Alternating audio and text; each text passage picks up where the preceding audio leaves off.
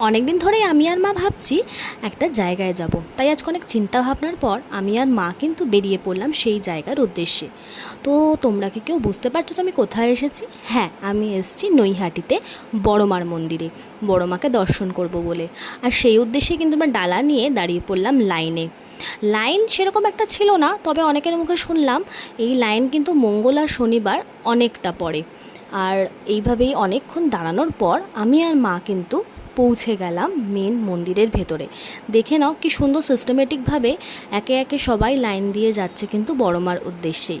আর কিছুক্ষণ পরেই কিন্তু আমরা ওই মেন মন্দিরের ভেতরে ঢুকবো। এইভাবে সিস্টেমেটিকভাবে লাইন দিলে কিন্তু সবারই সুবিধা হয়, তাই না? কোনো ধাক্কাধাক্কি নেই, কেউ কারোর আগে চলে যাচ্ছে না। আমি আর মা কিন্তু খুব ভালোভাবেই বড় মাকে দর্শন করেছি। তো তোমরা কে কে গেছো বড় মার মন্দিরে আমাকে কিন্তু প্লিজ কমেন্ট করে জানিও। আর দেখে নাও সামনেই কিন্তু আমরা চলে এসেছি, আর জাস্ট একটুখানির অপেক্ষা, তারপরে কিন্তু বড় মাকে দর্শন করব। আর খুব ভালোভাবে পুজো দিয়ে দিয়েছি, পুজো দিয়ে সকলের জন্য মঙ্গল কামনা করেছি, আর তারপরে বাড়ি চলে এসেছি। টাটা।